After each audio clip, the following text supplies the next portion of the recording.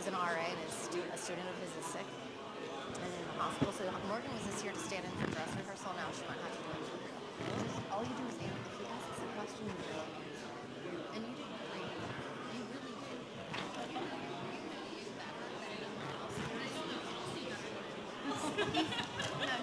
No. If he calls him Kelsey, you just don't answer for you. Don't answer for anyone. You just use the name Kelsey, but make sure you're answering like this is what I'm doing, this is what prison is. Yeah, you just say hi. You just yes. When he's whatever name he gives you, you take it because it was supposed to be Andrew. Morgan stood in. No. Kelsey might do it. That could be He confusing. might call you Sarah. I mean, who knows? Yeah. Just know you're You second. might get my name wrong. Yeah. Whoever goes up first, that's you. Just know you're first, and you're second. So this, you just kind of feed it up your shirt with your hand, just so it just stresses the wire. Yeah, perfect. Exactly. Do that, and then here I can fix my life easier. And then you just kind of do this, and then it runs down the back. Okay. And now it doesn't, I'm not going to make noise during the, yeah, feel free to fix me. The student not showing up 2 seconds of her time. You've been standing a long time, you know these people. Yeah, I think we should sit. You've been standing a long time. So I don't have to do anything, you got me. Okay, so we need Everybody always wants to talk. As much as we would like to. People want to stand and just talk outside a lot. Sarah. Yeah, right here. No. Nice to meet you. Sarah and I met like 5 minutes ago. Yeah. Microphone that's right there, and I'm curious. I will sit really still. No, Does it make don't. noise? I'm not going to make you do that. That's ridiculous. Let me see. I just don't want it to. Oh, you know what I can do? Bang. Yeah. There. Perfect. It was here, and then her other. If I do this, Yes. Yeah, so shut it and then it won't hit it. so no.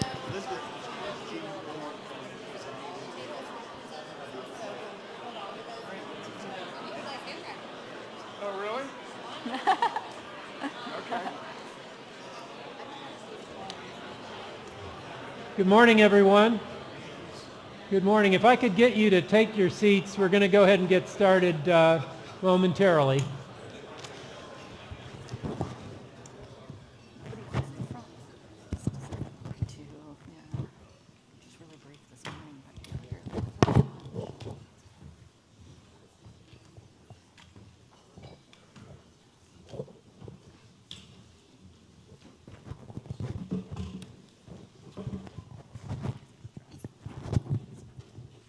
Good morning.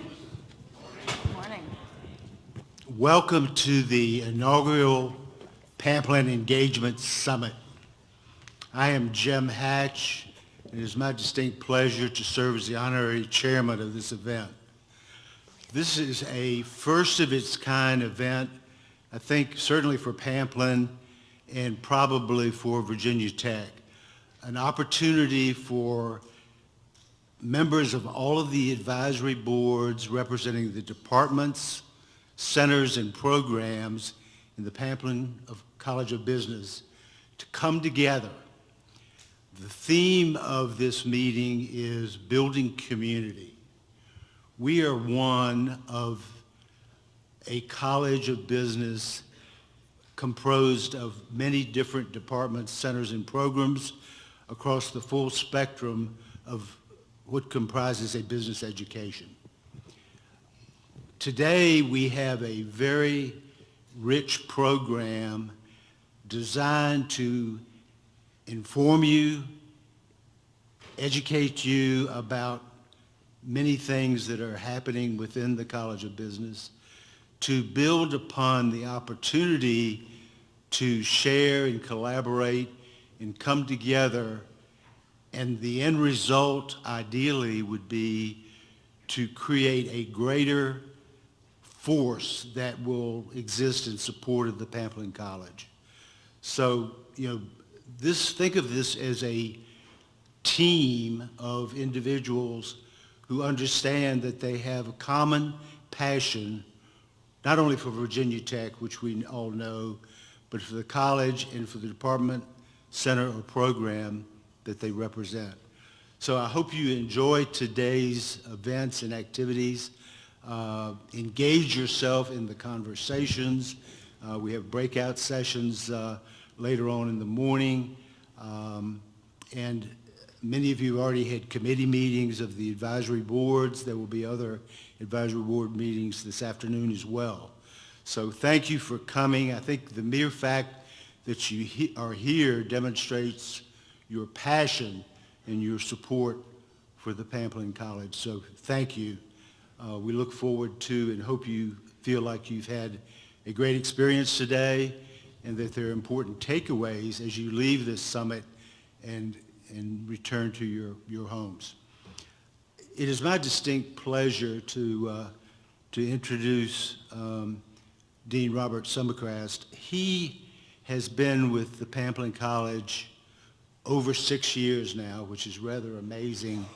It just seems like only yesterday. But if you think back to the year 2013 when Robert came back to Virginia Tech, he had earlier spent 19 years teaching at Virginia Tech in the Pamplin College. He left after 19 years teaching and then serving as associate dean. He then served as dean at the College of Business at LSU, then subsequently Georgia, and then in 2013 he returned home. That event was not really fully appreciated as it is today because of what has transpired in that short 6 years. So it's my pleasure to welcome Dean Robert T. Sumichrast, Dean of the Pamplin College of Business.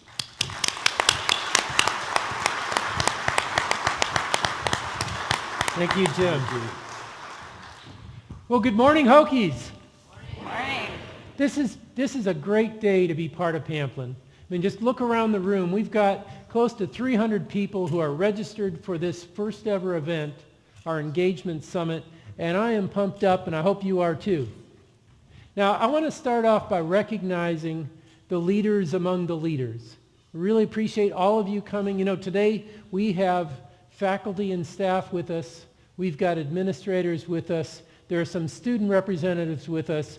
But most of all, we've got engaged alumni, people coming from Pamplin's 19 advisory boards.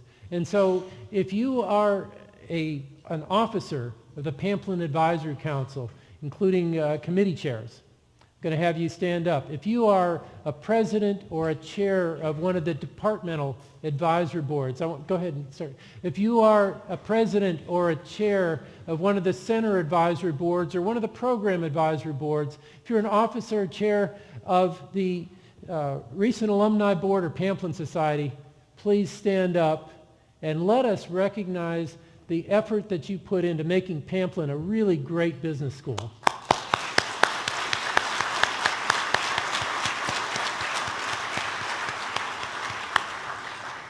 Thank you for that. Now I'm going to pull out someone who's not expecting it, but our Business Leadership Center is celebrating 20 successful years today. I appreciate the hard work that Kim Carlson puts in as director, and I want to recognize Adil Durrani, who's the current chair of that organization.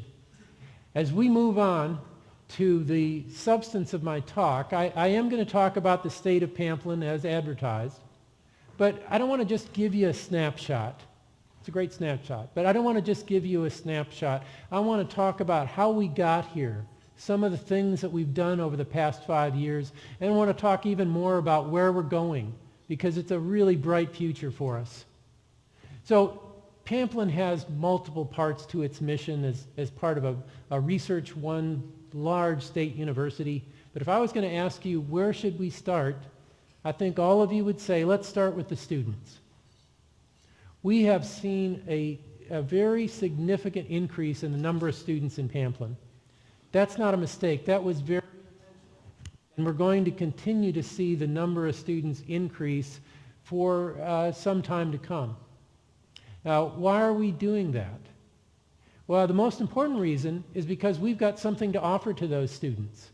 right? We've got a great education for them. We've got an opportunity for them to start great careers that can last a lifetime.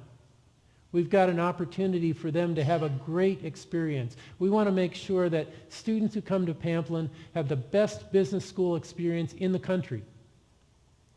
And we can do that. We want to have students who come here and pick Pamplin, engage, and really become an important part of our community. So I'm going to ask that we roll a video here of Musa, who's a junior majoring in finance. He's very active in Pamplin and is the president of Business Horizons, a group that puts on our career fairs in the fall and in the spring. So Musa, what do you have to say?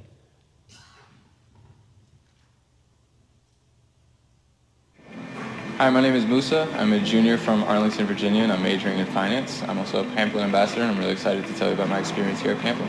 So one of the main reasons I actually chose Pamplin was the career opportunities. I think the placement rate is sitting right at about 90%, and that was one of the important things about why I chose Pamplin. Pamplin does a really good job of putting companies in front of your face from the first time you get to campus. The Pamplin Atrium Days, which is actually just behind us, companies will kind of just come hang out so that you can kind of swing by between classes and grab swag and just talk to them about opportunities that they have at their company. Pamplin also hosts Business Horizons. I'm president of that organization, and we pretty much host 100 to 150 companies that actually pay to come and recruit Hokies. So just another good opportunity for you guys to get jobs.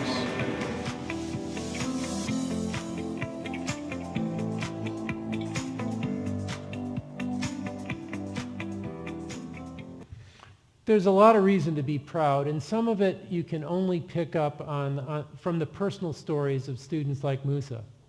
There are also some things that you can pick up on that are objective, and we've seen some real improvement in that. One of the things that has changed dramatically in the past 6 years has been the national ranking of Pamplin. 5 years ago, 6 years ago, we had one program that was ranked among the top 5 in the country. That was our MIT program, ranked by U.S. News and World Report. Now we've got several. We've got our finance program. We've got the business analytics program we associate with the BIT department, or management science in the old days. We've got rising program rankings for large programs and for more specialized programs. Our real estate program, one of the newest in the college, is ranked as one of the top 5 largest. We don't quite have the track record yet because it's so new, but it's also ranked among the top in terms of academic quality in the country. We've seen placement, as you heard from Musa, improve each year.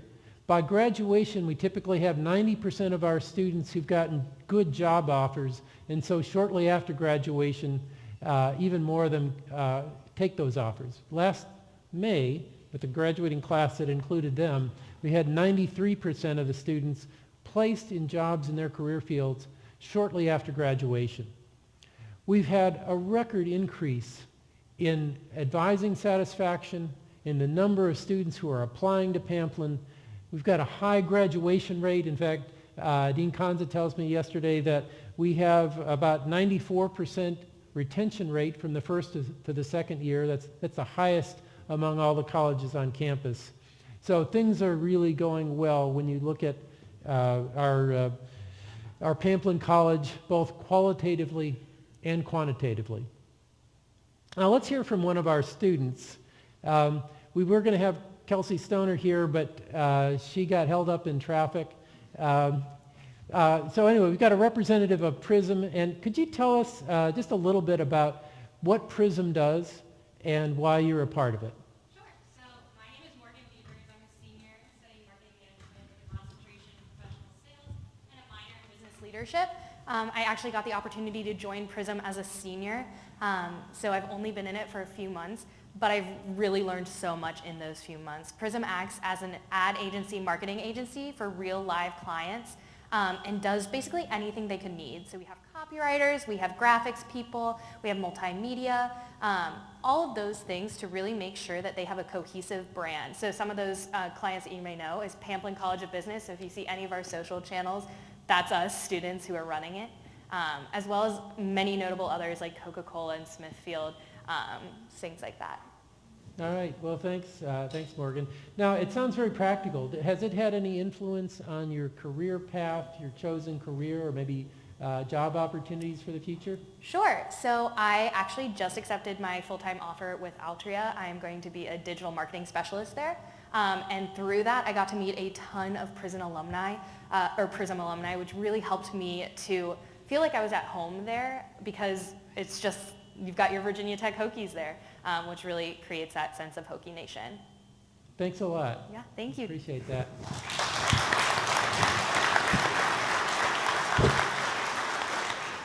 As you know, Virginia Tech is launching its campaign this week, and it's a campaign that's going to try to get more engagement from Hokie alumni like yourselves.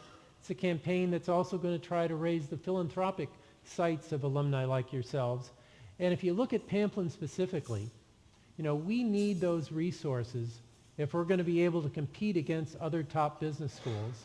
And we've made a lot of progress, thanks to you, in getting those resources and in getting a more engaged alumni and a more philanthropic alumni. If you look back 6 years ago or 8 years ago and sort of in that time period, Pamplin was getting about $3 to $3.5 million each year in philanthropic gifts, and we certainly appreciated that. If you look at us today, though, we've tripled that amount. A couple of years ago, we hit almost $14 million. We are seeing not just more money coming in, but more of you who are participating. If you look at the Pamplin Advisory Council, we had, starting 3 years ago, 100% of our Pamplin Advisory Council members making a gift to the university. We've got all of the boards with increasing percent of giving, and we've seen just a much greater percent of our alumni overall giving. In fact, if you look at Pamplin and you compare us to the other colleges on campus, we have the highest percent of alumni who make annual contributions. Now, we've got to do more than that if we're going to compete against UVA. We've got to do more if we're going to compete against William & Mary or Chapel Hill, but we're certainly moving in the right direction, and I thank you for that. There are some important volunteers who helped get us to this point, and I want to recognize them. We have our campaign tri-chairs, Bridget Ryan Berman, Mike Clark, and Jake Lutz. Can I get you to stand up, please? And, you know, they've done a tremendous amount for us.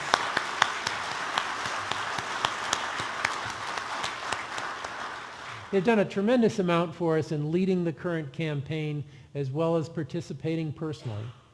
We also have two of our alumni who are on the university's campaign steering committee, Lynn Dowdy and Floyd Merriman. Now, they're not with us today. They're at a campaign steering committee meeting in Blacksburg, but they're really helping to tie in what we're doing in Pamplin with the university-wide events and activities.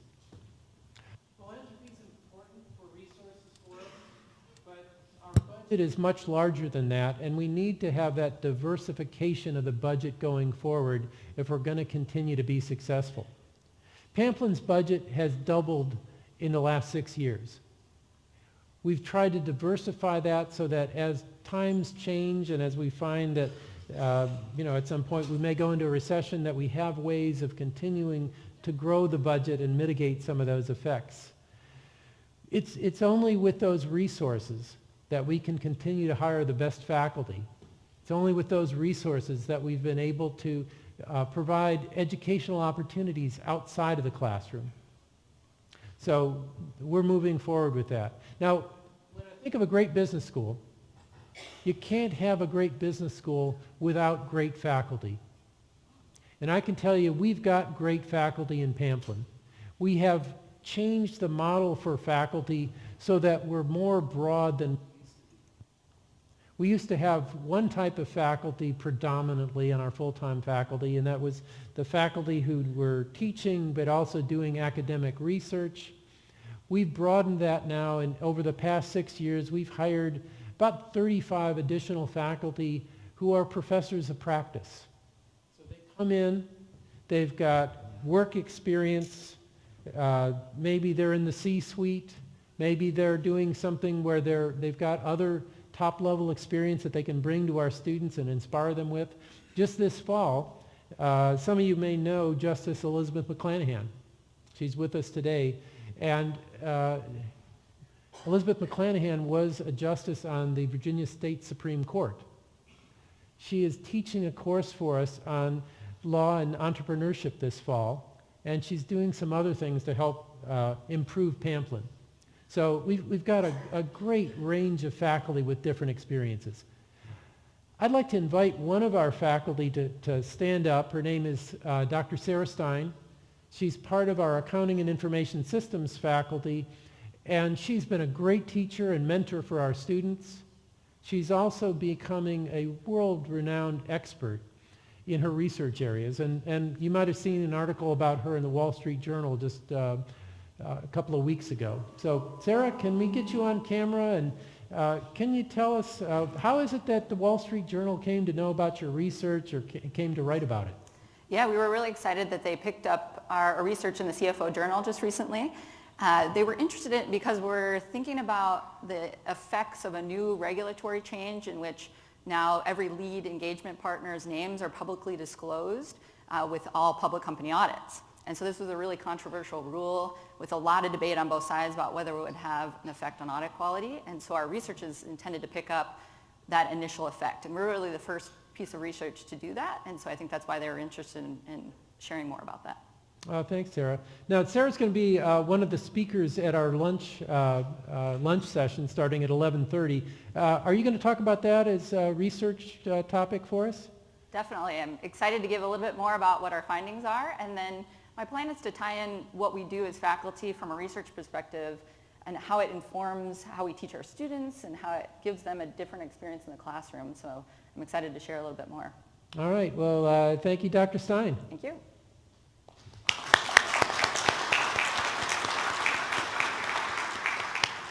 You got to come to the luncheon. We're going to have Sarah Stein there talking about research. We're going to have other speakers talking about various aspects of life at the university. And we're going to be giving out College of Business, Pamplin Awards, to several alumni and a company. So it's going to be a really informative session and fun session. One of the reasons we were able to make progress over the last 6 years is because we stayed focused on what was important to us. And we used a strategic plan to help define that focus and define the kinds of things that we wanted to accomplish.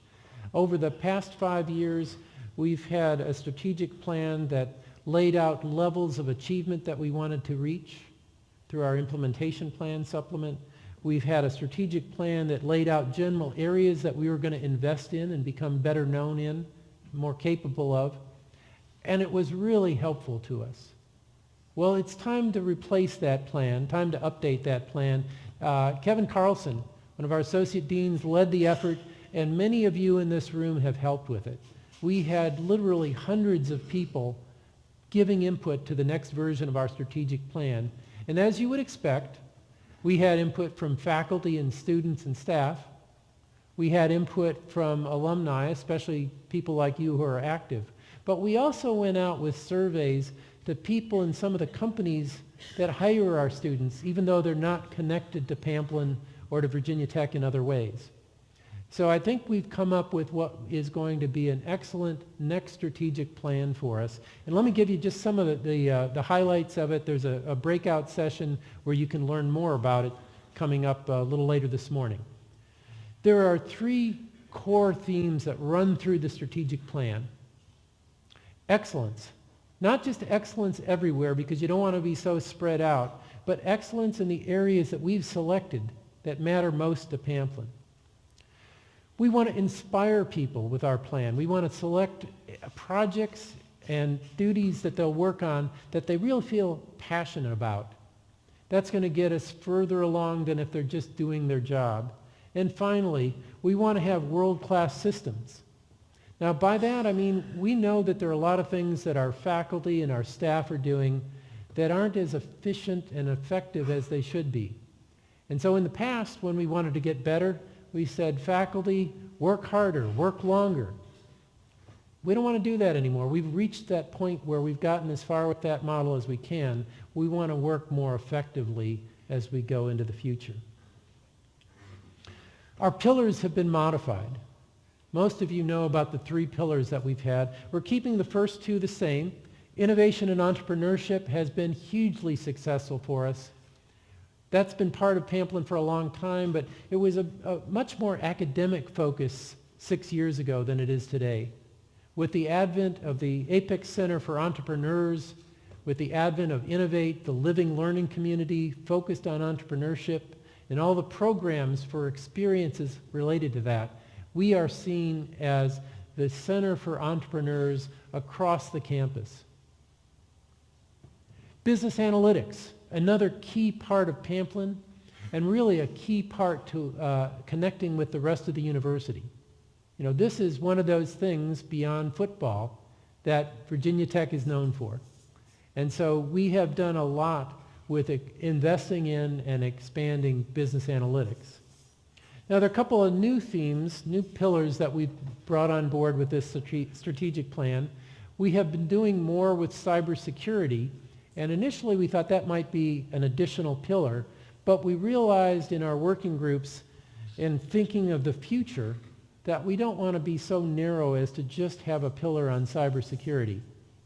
And so we are adding the pillar on security, privacy, and trust to encompass not just cybersecurity, but other forms of security, to acknowledge not just the technical aspects, but some of the managerial and analytic aspects as well. And finally, we're concerned with the human condition.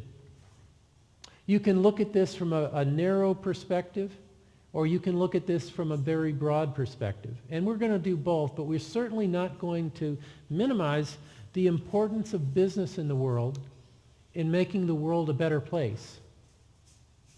It's business that provides people with wealth and livelihoods.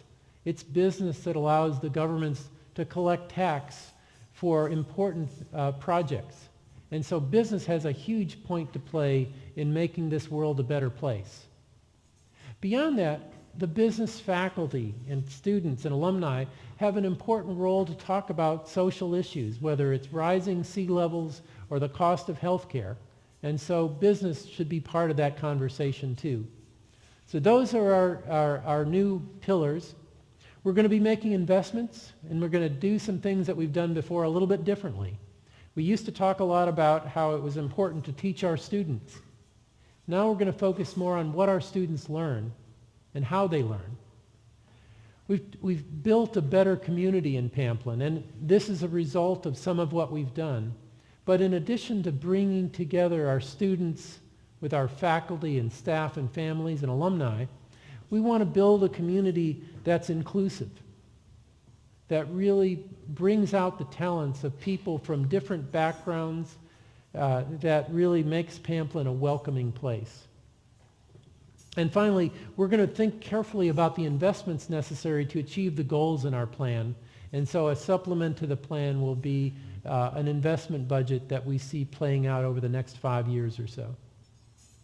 So it's an exciting time to be looking at the future through our strategic plan. As I said, we've got a breakout session that will delve into some of these issues a little bit more. Now, let's talk about Pamplin and Virginia Tech throughout the state.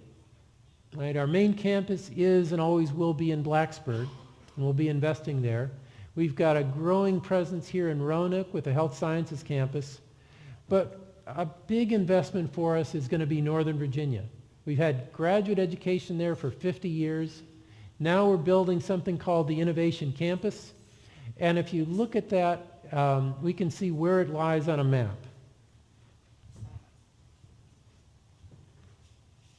So here we are in Blacksburg. We're headed up to Northern Virginia, and we're actually going to zoom in, thanks to Google Maps, to where the Innovation Campus is. And there's still some question in people's minds about exactly where is the Innovation Campus. If you look at it on a more graphic map, you can see that it's going to be just south of where the new headquarters for Amazon is. It's got a nice metro line that's coming through where we're going to have a new stop on right at the Innovation Campus, close to Reagan National Airport. Right, this is going to be an important hub for the university, and our plan is to take all the Pamplin academic programs that currently exist in the Northern Virginia area and move them to the Innovation Campus. So our MBA, our executive PhD, our Masters in Hospitality Tourism Management, our MIT Program Administration, and a new degree that I want to talk about right now. Northern Virginia has really focused on graduate education. There have been some undergraduate classes there, but for the first time, Virginia Tech's going to offer an undergraduate degree program in Northern Virginia, and Pamplin is spearheading this. It's a degree in cybersecurity. I mean, more formally, it's an option in our business information technology, BIT major, but it's going to be located in the Washington metro area, and specifically we'll move it to the Innovation Campus. We've started it this semester here in Blacksburg. We plan to have students move to Northern Virginia in the spring, and initially the first students in this degree will be students who transfer from the Blacksburg campus. We're not set up to offer freshman classes. We don't have career services for undergraduates in Northern Virginia. We don't have advising set up in any significant way in Northern Virginia for undergraduates. So we'll be focused on students completing their degrees, so juniors and seniors. We'll be able to work with community colleges. We'll be able to attract students who may have had college somewhere else or coming from, say, the military, and we'll be able to get them into this program. I would tell you that I think within 3 years, we're going to have hundreds of students enrolled here. There's some really distinct things and important good things about this program. One of them is every student is going to have an internship or significant company project as part of the degree requirement. The students are all going to get great jobs. You may know this, but the Washington metro area has the greatest shortage of people who are professionals in cybersecurity of any metro area in the country. And it's going to be low cost. Why is that? It's because we're targeting students who live in Northern Virginia and don't need to leave home. They'll be able to not necessarily move to Blacksburg or somewhere where they rent an apartment or a dorm. Half the education is going to come through this collaboration with a community college, so there's a much lower cost per credit hour.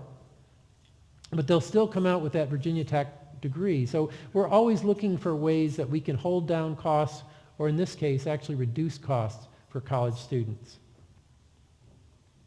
So much for Northern Virginia. Let's move back to Blacksburg. The big project that we've got going on over the next few years in Blacksburg is called the Global Business and Analytics Complex, or GBAC. I hope all of you have heard about GBAC, but I'm going to give you the latest on GBAC. So you can see from this, there's a view of what it could look like looking north towards Price's Fork. These are two academic buildings there. GBAC is going to be a real disruptor of the status quo because while it serves Pamplin, we're bringing in faculty and students from other programs, from engineering and science, and specifically from computer science and statistics. We've worked collaboratively with those two colleges to make sure that this is a place that really has synergies among our colleges, and not only will we have Pamplin students who have a better business education, are more qualified because of those collaborations and because of those interactions, we're also going to have the best computer science students graduating that we've ever had, and the best students from some of the degrees in the College of Science. So this is truly an innovative thing for us. It's going to attract some of the top talent in the country to be on our faculty, as well as some of the top students. It's going to help fill the need for talent in Virginia, and especially Northern Virginia, and it is really going to help Virginia Tech's reputation. This is a disruptive act, and people are going to take notice. Now, if you look at it on a map, there are 4 buildings that make up GBAC. 2 of them, kind of on the top, that are in that sort of darker, ugly orange, are the academic buildings, so along Price's Fork Road. 2 of the other buildings are residence halls, And they're over next to the Alumni Center, so across West Campus Drive. And in the long-term plan, we've got a bridge plan to go under West Campus Drive. So from a physical perspective, GBAC is 4 buildings. It's going to cost roughly $250 million, and it's going to encompass about 350,000 gross square feet. I think it's worth it. Those of you who know the details think it's worth it. What's it going to do different? Well, it's going to change the way faculty and students interact. So this is a picture showing an idea of how that could happen, where we have places for students outside of conference rooms and outside of faculty offices where they're right there. They can interact with each other. There are a lot of ways in the floor plans that we've now developed where that can take place. It's going to have some specialized spaces, such as the Deloitte Analytics and Trading Lab. This is a place that's going to be especially helpful to students who are in seed and basis. 2 of our student organizations that take charge of about $10 million of the foundation funds for the university and invest them in one case in bonds and in the other in equities. Well, right now they don't really have good access to the information to make those trades. It's much more limited than it should be. Here they'll have great access to data. They'll have high performance computing. They'll have visualization tools to help them understand what's going on. And by the way, a lot of colleges of business have these trading rooms, and they're not used very much. So we've designed ours where the equipment is general enough that it's going to support all the students who have an interest in analytics. So if you need high performance computing, data visualization, if you need a collaborative space, and if you need high speed access to data, this is the location for you in the new home for Pamplin. Now, I said this is an expensive project. I think it's worth it, but it's still really reasonable for you to say, sounds great, but can you do it? Well, can we do it? If you go back just over a year ago, to fall of 2018, it was looking like a pretty big battle. We'd collected about $12 million in private money, and we had this $250 million estimated cost. So how do you get there? Well, like this. We move on to June. Our Board of Visitors has approved the construction of the residence halls. And so we've got another roughly $90 million to work with. We're still raising private money. Go to July. We've got the state budget and a commitment by Virginia Tech that increases this by another $79 million. And oh, by the way, as we move from this and the alumni have seen not just the value of GBAC, but the support of the university and the support of the state, and now we're up to 23 million or so. So things are moving fast. And so just compare where we were a year ago to where we are today. Things are looking a whole lot better. We still need your help. We still need people to make the best gift they can to support GBAC. When do we open?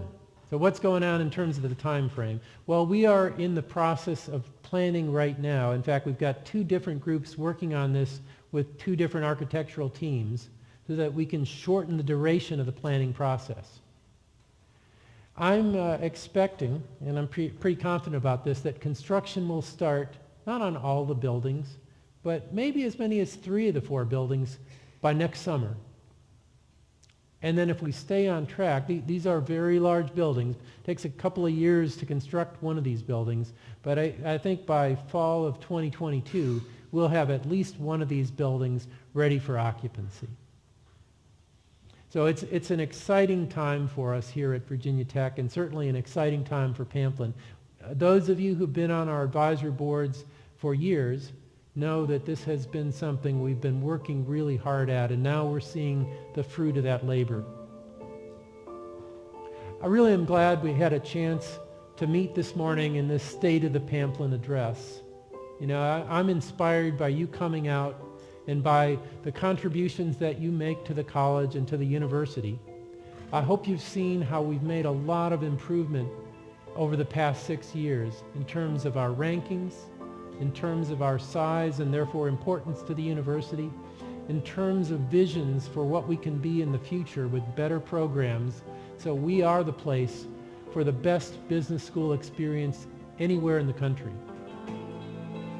And I hope you'll be with us as we move into that future. So that's a sense of what we're doing. We don't have time for questions, but I will be around during the day, and so if you've got specific things you want to ask, let's talk in the hallways or let's talk in some of the other sessions. Our next session up is about to start, so I want to thank you for your attention, and let us move on to Kevin Lane. All right, thank you.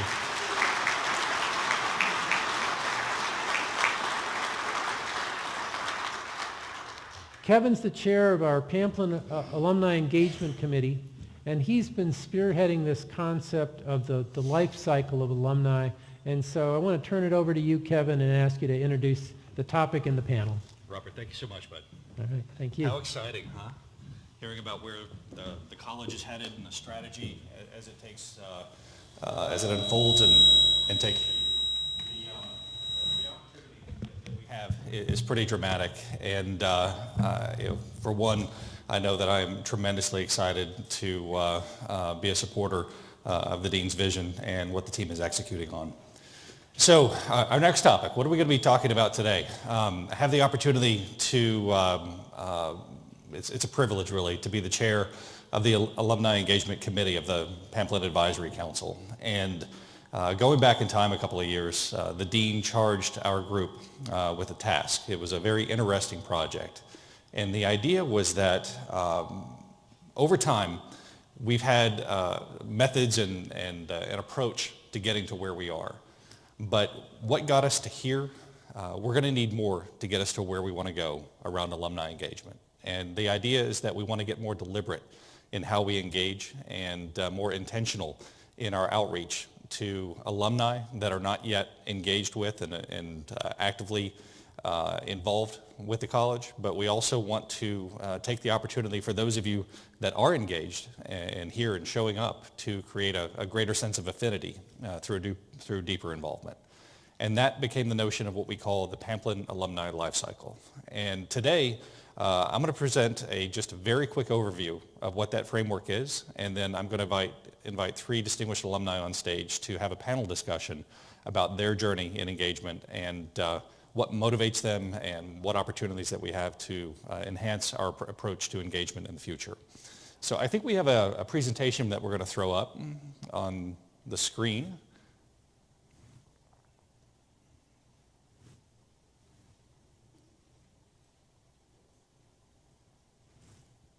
There we go. So let's go ahead and advance to the first slide.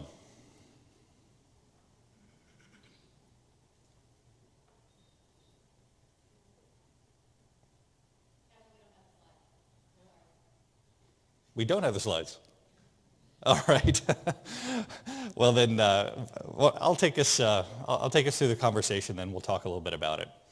So when we think about the life cycle of involvement that we have as alumni, we can begin to look at it through a lens of what we consider to be alumni experience. And if you think about the way I often talk about this topic is through the lens of maybe a retailer or a hospitality organization.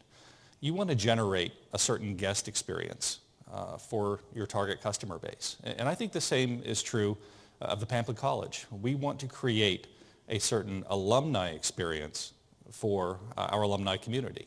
And how do we do that? Well, we create that affinity by having a deliberate approach around engagement. And it begins with understanding what are the suite of tools that we have available in order to engage the alumni community.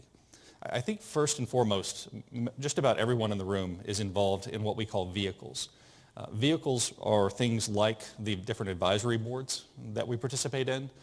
They could also be special committees or task forces that the dean assembles in order to request assistance or guidance on different topics. And then as we deploy the alumni resources that we have in those vehicles, we engage in different activities. And those activities can be special projects around creating subject matter content to assist the college. It can be projects around driving certain development activities or campaign activities. or a variety of different things that we're all familiar with, that we've engaged in the past.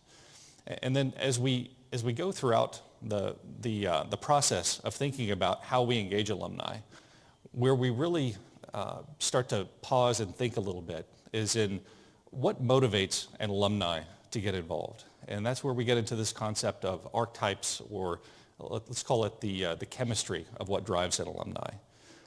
One of the things that we've learned, and we've had the opportunity to conduct a very significant amount of research in formulating the initial concepts of the life cycle. And one of the things that we learned is that, quite understandably, different topics motivate alumni in different ways. So you might have one alumnus who is significantly motivated, let's say, by giving. They're a true philanthropist in their heart, and that's what they care about, and that's what they want to get involved in. You might have another alumnus who is deeply motivated by, let's say, education and getting involved in presenting in front of students and helping them understand what the opportunities are in the time ahead after they graduate and enter their career. But point being, as we approach the alumni community, we want to approach them with a language and in a way that resonates with them, and that will enhance their initial contact from the college as outreach occurs, and it'll enhance their experience and their affinity over time. So where are we in this process? Over the last year, we have built what we call a basic design of the alumni life cycle framework. And that basic design will be the foundation that we refine in the time ahead and then begin to elaborate into a detailed design that we can then operationalize. So this is where we're going to be turning to you, our alumni community, in the time ahead. We're going to be asking for your help. And that help will involve providing input on what are our blind spots, what are the gaps that we can't, the corners that we're not yet seeing around, where we need to be thinking about different opportunities for enhancing the life cycle. But then what are some of the details that'll go into how we operationalize it? One of the things that we've also learned in our initial research is that this is not going to be something that the faculty, staff, and administration alone will implement. They're going to need the support of us, the alumni volunteer community, in order to execute and operationalize the life cycle. So there will be a role for all of you in the room as we think about outreach and how we bring new alumni into the fold. There's also going to be a special emphasis on inclusion and a special emphasis on young alumni. And we'll hear a little bit about that momentarily when we bring our panel up on stage. So I'd like to proceed by inviting our panelists to come up on stage. We have Shirley Edwards, Kenneth Cook, and Nagard Jamshidi-Mehr. Please welcome them.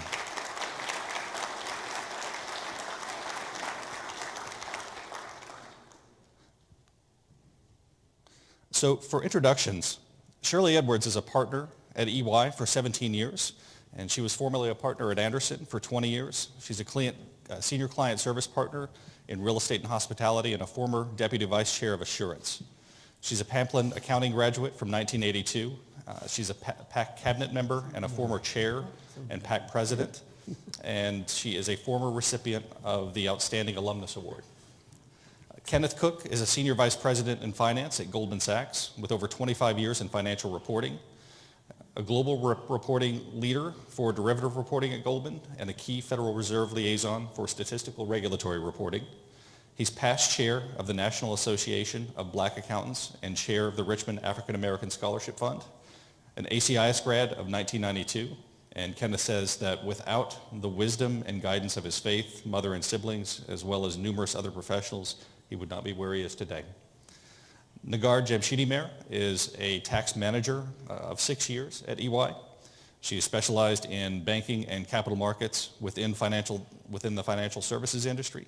She's a Pamplin graduate with an undergraduate degree in finance and a master's in accounting from 2013. And she is the Emerging Leaders Board Vice Chair. So thank you, panelists, for joining us today. I'd like to begin with just a general opening question about your journey. When you think about your own story and how you got involved in the Pamplin alumni community, and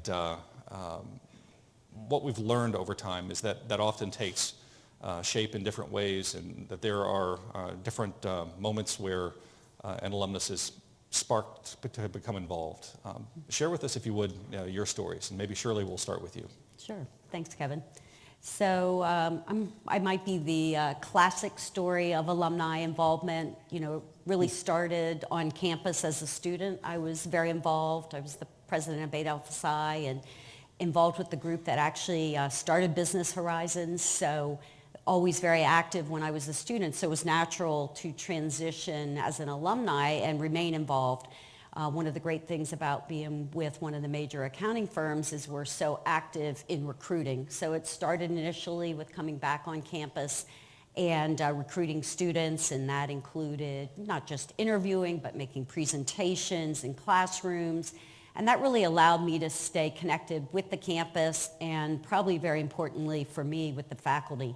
So when I think about some of those senior faculty, Dr. Brown, Dr. Kilo, Dr. Leininger, you know, maintaining those connections really kept me grounded with Pamplin and with the university so that, you know, as I continued in my career and I progressed, that level of involvement continued to progress and, you know, was with the ACIS board and then eventually progressing to the PAC. So I kind of moved through every one of those iterations of alumni engagement. And at the same time, so did my philanthropy, my giving. You know, as you progress in your own personal success, you know, I was able to progress in my giving too. So probably, you know, cradle to grave involvement. You're an interesting story to me, Shirley. And I say that in the sense that it's natural for us to look to role models in the alumni community. And certainly from a giving standpoint, you've always been a leader, but it's when I think about the alumni that we can count on, the people that always show up and always the first to raise their hand to volunteer to lead, you're at the top of the list, and we're all There very might grateful. be a little arm bending that goes on. But, Voluntold, right? but no, I clearly believe in giving back and being involved at Tech, and I think it's the ultimate, you know, exemplification of UPROSM. Well, thank you, Shirley. Kenneth, how about you? Tell us your story. So I wasn't involved in much when I was here at Tech, other than Arnold's and a couple other places on a regular basis. But, you know, one of the things that I came from a very, I would say, modest means family. And so I remember thinking what an opportunity I had to go to Tech. I had a full scholarship offer to UVA, and I turned it down to come to Tech, who gave me no money. And I can tell you my parents did not do that clap. But when I came to the school, I just felt home. I went on a weekend to UVA. The following weekend was Tech. And I told them I'm going to have to work. So I worked 40 hours a week during school, did all sorts of things. And I loved the experience. So when I graduated, I immediately started giving money. I am kind of probably a weird one in that I didn't make much money, but I said I have to give something because I had such a great experience. So I've given every year since I graduated, which was only 5 years ago. I just look a little older. 10 for me. Yes, that's right. Because I thought I needed to be financially committed, and that increased as I made more money and went through my career. But then one day, Dr. Reza Barka in the Accounting Information Systems Department called me at work and said, "We need you." He said, "I need you to join the ACIS board." And I was like, "I don't even know what that is." And he said, "We need you." And so I did. And I really enjoyed the experience. And one of the things that convinced me was I thought about someone who I admired greatly that I'd worked with. Ken Limlin is the first person that hired me back at the Cooper's days, and he always was involved at Tech. And I was like, I should do that too. So did that, got involved with ACIS, lots of great things going on. And then Dr. Marr took over. And what really inspired me is I really love the passion of Dr. Marr about we have to engage with the students and we have to do more to make our students successful. That message resonated with me. So I started to get more involved. And then Bridget Ryan Berman called and said, "We need you to move up in Pamplin." And so at that time she said, "In a couple of years, I think you might be ready for some greater leadership." Same time, Randy Lucas called and said, "I think we're going to need you to do some more." And so my story a lot of times, people call and asking, But I say that because sometimes it's a simple thing of someone asking you to get involved. Most of us graduated with fond memories of tech. And I know people will engage more if they're just simply asked. And so I've been asked, I've said yes, but along the way, I've started asking others, saying get engaged. And so that's kind of how my story started, with a personal commitment financially to the university, but also just relationships. And I've met wonderful people, Tracy Castle-Newman, Bridget, Shirley Edwards, all these people I would never meet in my normal day, and it's been fantastic. Kenneth, one of the things I really appreciate about your insights is it really stresses the importance of us as alumni leaders in reaching out and asking someone, hey, come along on this journey with us, be part of this conversation and part of the journey, and find a way to contribute.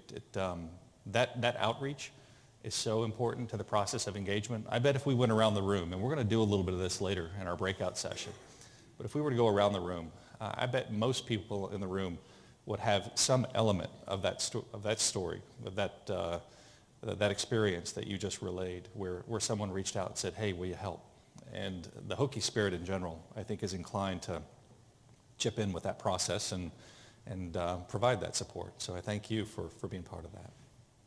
Nagar, let's move on to you. Tell us a little bit about your story and how you got involved and have stayed involved since graduating. Great. So I graduated in 2013, and I started, a lot of recruiting activities at Virginia Tech.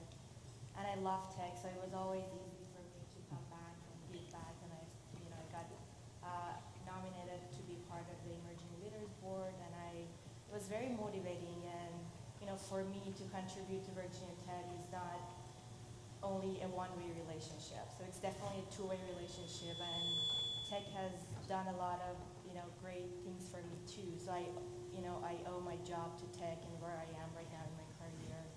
And also I've met a lot of great people, great opportunities. It's a great practice for me for my leadership skills, and it's just motivating and a continuous inspiration to give back to tech and be involved. And through this, I've met great mentors like Jim Hatch, yourself, and many others. So this is my story.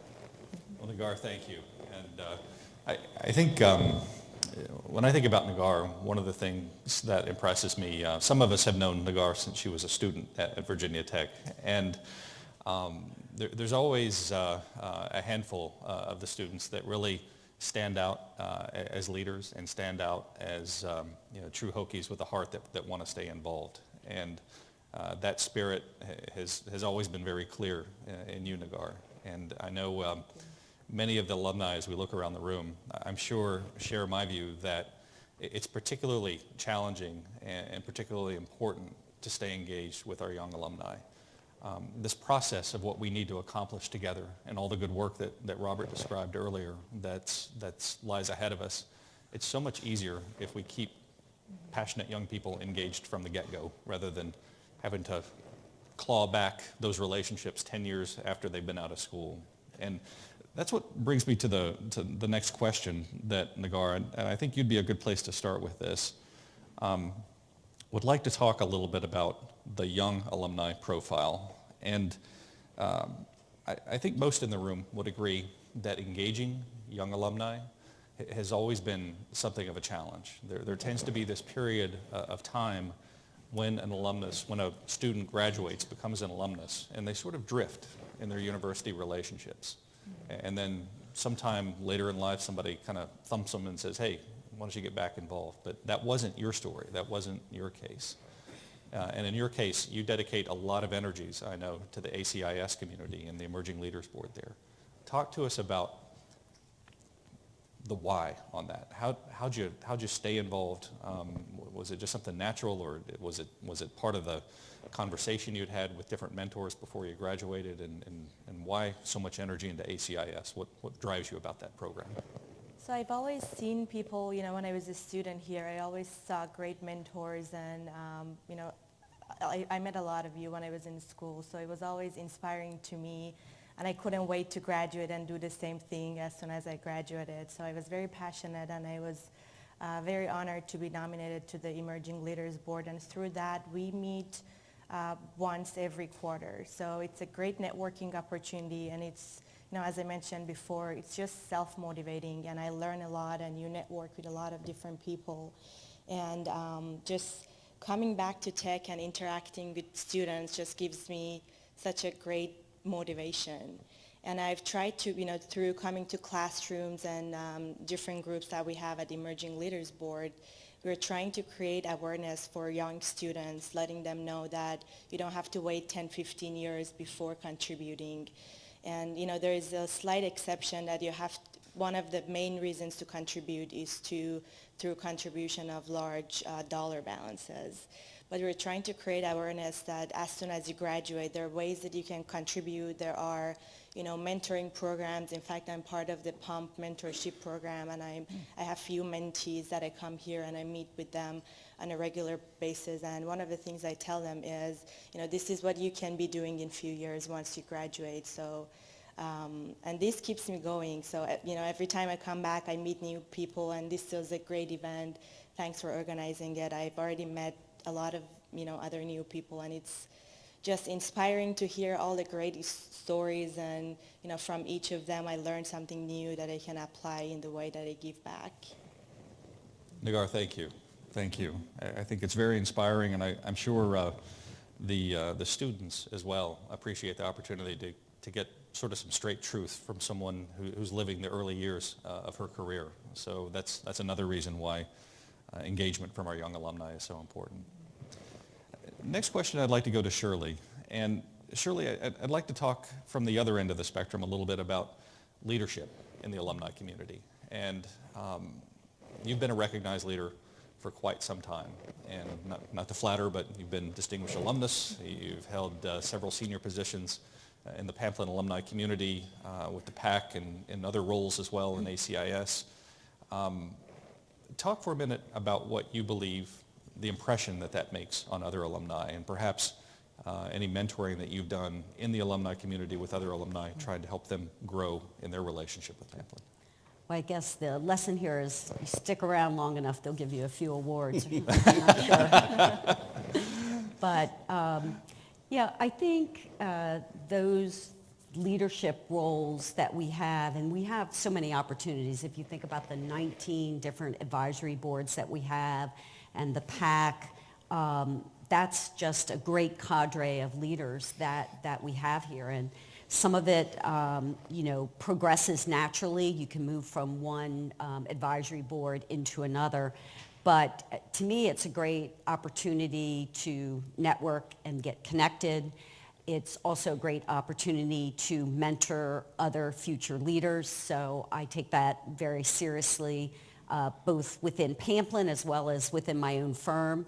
So as I, am entering the latter stages of my career, I'm really focused on making sure we have great succession within our organization. We have young leaders such as Jordan Dodona, who was involved with the Emerging Leadership Program, then on to ACIS. I have Dan Lassick, who's now joined the PAC.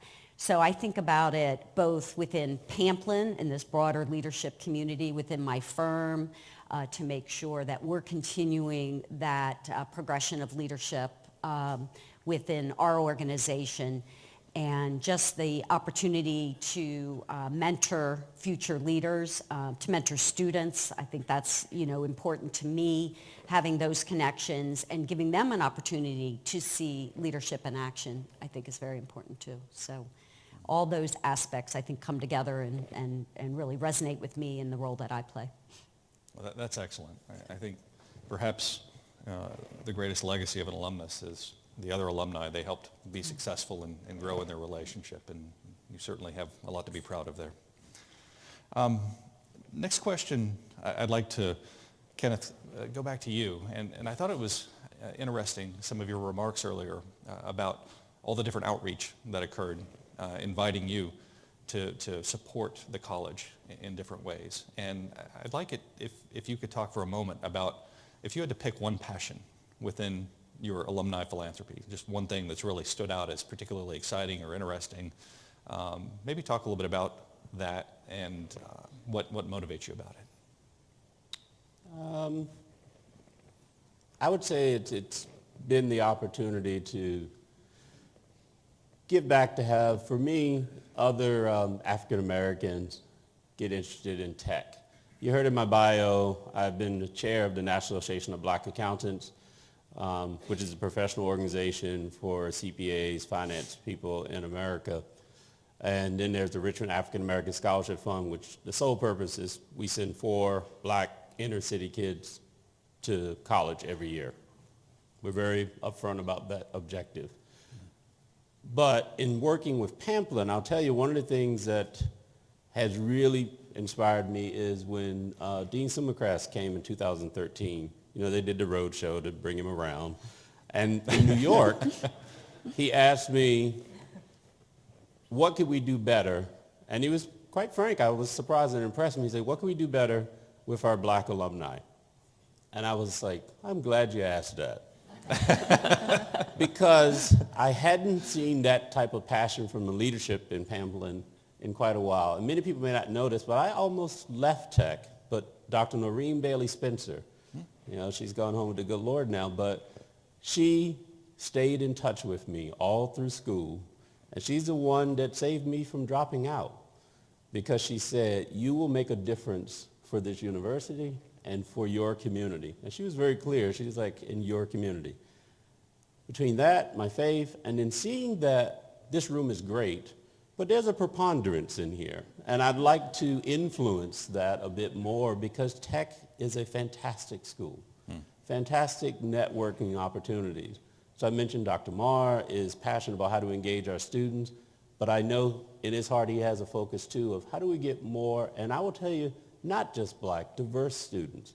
I want LGBTQ, I want disabled, I want Indian, I want more of everything which makes us better, and I really feel that that momentum is truly in Pamplin right now. And so I want to be a part of that, and yes, I will take a particular focus, but I'll help out on all of it.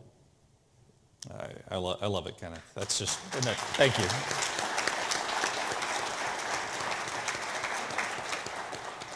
Well, I think with leadership like yours in our alumni community, we've got a very bright future in this space. There's a lot of work to be done, but knowing's half the battle, and we're going to get there with that kind of focus. And I'll just add, not just leadership. I want you all to know, I feel like we're doing real action. It's not just words. That's right. And that's how we're going to make a difference. And I've seen it, especially in the last 6 years. And I'm going to take just a moment, since you mentioned Dr. Noreen Bailey Spencer. For those of you that may not be aware, there's a scholarship fund in Dr. Spencer's name. We didn't plan this. I had no idea you were going to mention her. But there's a great scholarship fund in the ACIS department in her memory. And any of you that were interested, let us know. Kenneth or I can both provide you more information about that if you want to support that. Dr. Wayne Leininger, former department head of ACIS, is a big sponsor of that particular fund as well. Next question, would like to move to you, Nagar, and would like to focus a little bit about the period of the alumni experience that immediately follows graduation. And you spoke a little bit earlier about somehow you didn't fall into that trap that so many of us have fallen into, where we allow this distance to enter our relationship with the college for a period of time after we graduate. Our research, as we were developing the alumni life cycle basic framework, showed us that something about that period right after graduation is a period of risk for young alumni. And talk to us a little bit about that. In your view, do we have gaps in the vehicles that we have available, the activities for young alumni to get involved? Is it a gap in our outreach? Is it a gap in focus? What do we think causes that common occurrence of an alumni drifting in their relationship right after graduation? So I think, based on the talks that I've had with a lot of students or recent alumni that have graduated, I think we just need to create more awareness for graduating students to know that there are opportunities and ways that they can help and contribute. I know in Emerging Leaders Board there's a 2-year requirement that students need to be graduated before they can join. but there are still things that they can help us. They can volunteer for some of the things that we do. We have programs that we go to high schools, to basically talk about Pamplin and the business opportunities that students can have by choosing a business major. So there's so many things that they can help. As I mentioned, the mentorship is another way. So there are ways to, clear the gap. And I think one of the good ways to do that is also to have, discussions with the faculty so that they can also create awareness as part of their, teaching, to basically tell the students that these are the ways that you can, help. And a lot of them have been very open, and they've asked me that I can go to their classrooms, have presentations.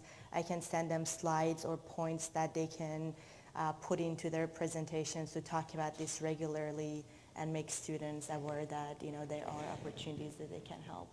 And one of the things that we would like to do, we're coming back to Tech in spring semester, talking to Beta Alpha Psi students and the officers as part of the Emerging Leaders Board, and, giving them examples and talking about our stories as young alumni and ways that they can contribute. So hopefully that will create more awareness among students. Excellent, excellent. I think that's so insightful. The importance of that dialogue while a student is still a student, and setting an expectation and educating that student that, hey, you're about to, welcome to the show, you're about to be an alumni, and these are some of your responsibilities, but opportunities as well for engagement. That is something that when so many of us were going through the programs with Pamplin, that wasn't part of the conversation so much. And now I think there's a turn in perspective where we're seeing more and more of it. And in the time ahead, as we get more deliberate about it, we'll have opportunities to make that linkage and maintain connections. Please. I come here for, with EY for recruiting, and as I interview students, I tell them about my experience and things that, because a lot of them are, students looking for internships or full-time, so I try to take 2 or 3 minutes of the interview, time to talk about the things they can do once they graduate, whether they're at EY or any other Big Four or any other different, firm, whether it be accounting or any of the other areas of business. Thank you. Thank you. It's excellent. Shirley, I'd like to flip to the other end of the spectrum. And I think similar to the phenomenon that we see with young alumni, there's an equal phenomenon on the, let's call it the more senior alumni end, where we have perhaps alumni who've never been involved in a relationship with the... Trying to be PC here. Alumni who've never had a relationship with the college since graduating, right, but they're now entering retirement. And that introduces an opportunity if we jump on it, if we identify it. And so many alumni that have just never had the time, or as they balance the equation of their own energy and efforts and time, they've never really had an opportunity to get involved with the college, but now they're going to have that time as they retire. And as we all know, the demographic trends are such that we have a very significant number of alumni entering retirement soon. How do we take advantage of that?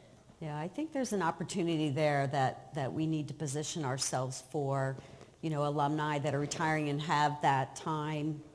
Obviously, they'd be a great vehicle from a mentoring perspective when we think about opportunities to mentor our students.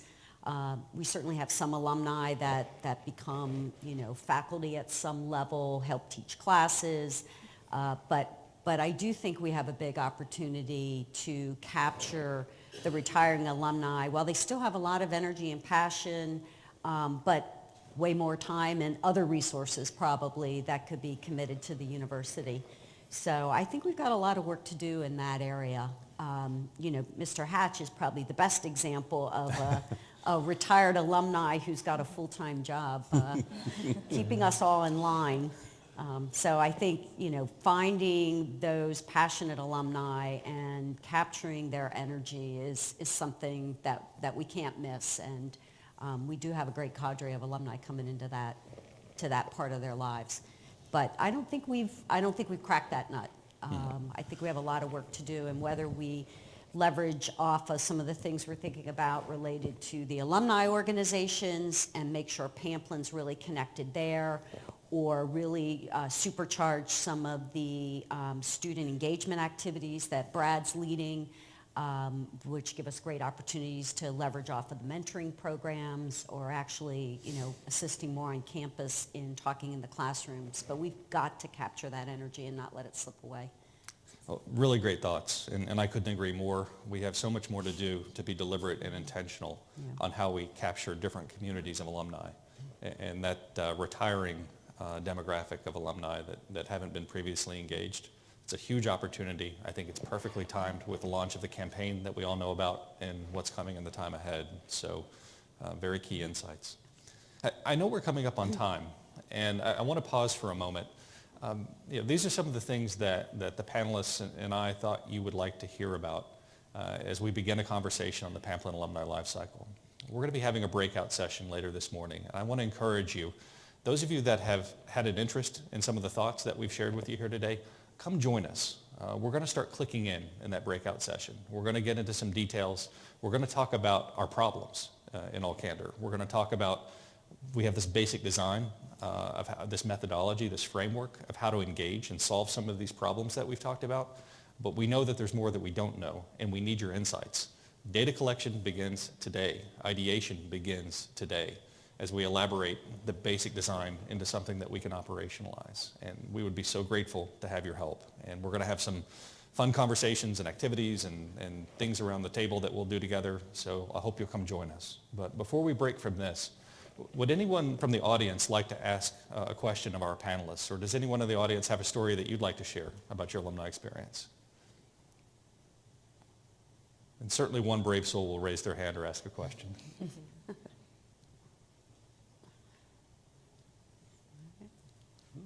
Sir. First of all, thank you guys for sharing your story. For those who I haven't had the opportunity to meet yet, I'm sure we will. Perfect. I think from a student perspective, I recently graduated class of 2018, and the conversations I have with students often all the time is they want to engage with alumni, but they just don't know how.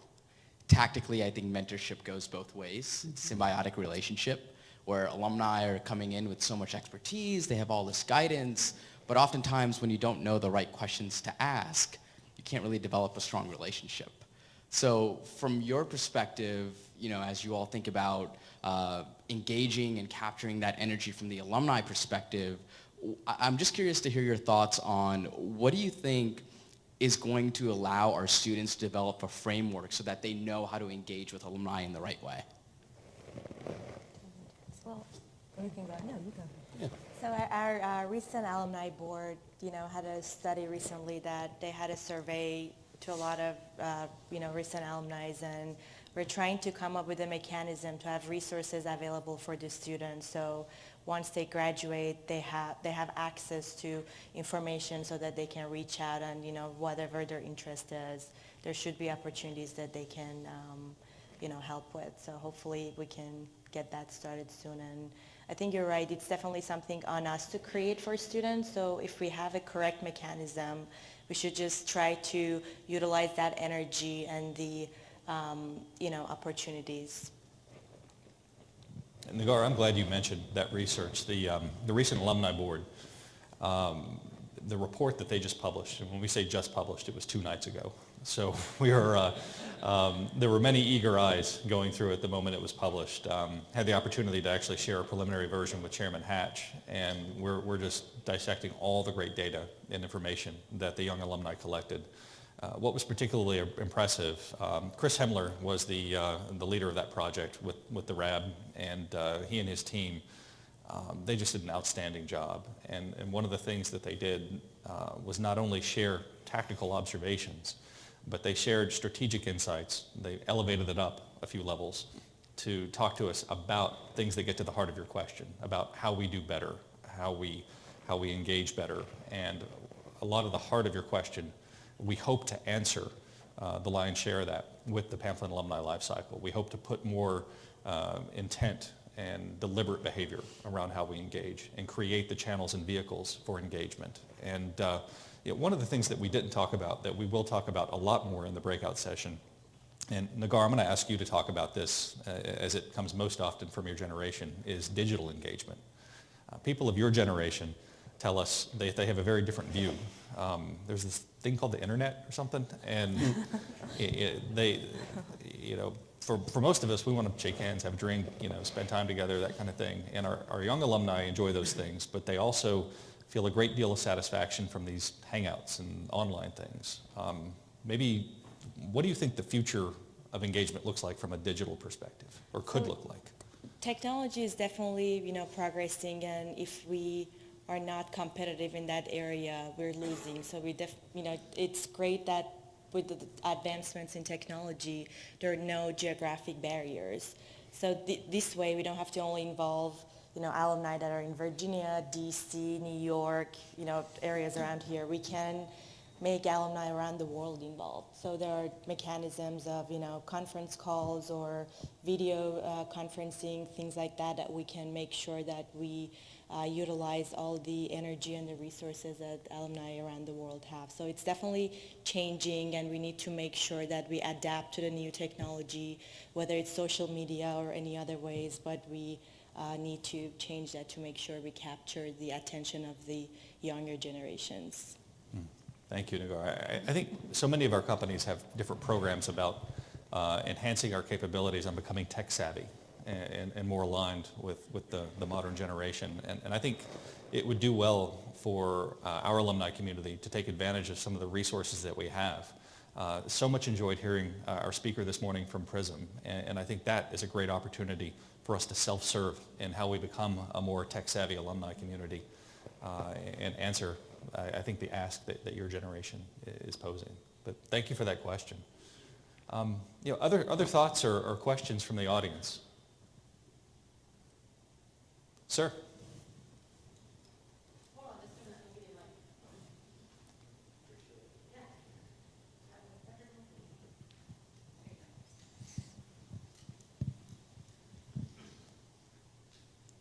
The recent generations, specifically millennials and Generation Z, we're just now seeing the transition to Generation Z entering the workforce and being the full population of our student body. How do you see that impacting how we approach technology in the coming years? So we definitely need to, if you guys, I think I'm answering too many questions. If you guys wanna go ahead. You run with it, Nagar.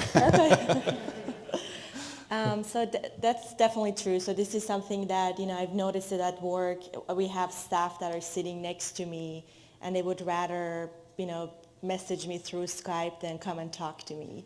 So I think to some extent we have to make sure that there still needs to be a, person-to-person communications. It's not that easy to balance it, especially for the newer generations. But as although that's I think although that should be the case, but if we don't make sure that there are changes in technology and the way that we communicate it to new generations, we're losing new resources that we can be using in the near future.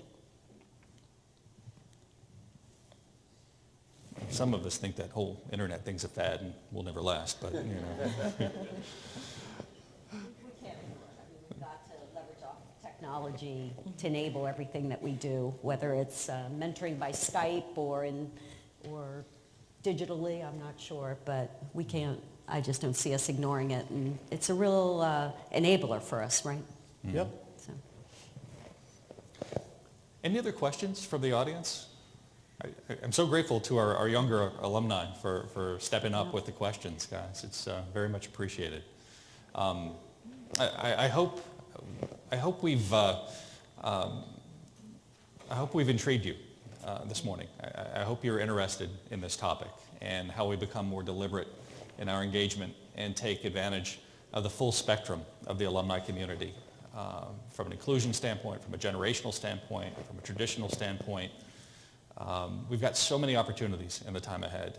And I think it's fair to say that we don't have the luxury of being able to leave much on the field, or we don't have the luxury of being able to leave much on the table. We've got to take full advantage of all the talent that we have, and we need your help.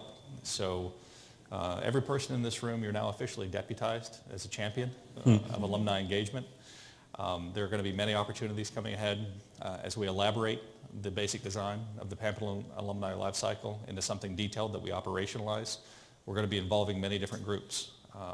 Many different of the boards represented here today will have the chance to provide input, and everyone's opinion matters, and everyone's opinion can help shape how we engage in the future. So thank you for your time this morning. Thank you so much to our panelists for your insights and wisdom. All right. I think we're basically on schedule. So next, we proceed to our breakout sessions. Your agenda will have the details of locations and such. We've got Crystal in the back if anyone has questions. But the breakout sessions are going to be great opportunities for clicking into specific topics, and hope you enjoy the latter part of the morning. Thank you, everyone.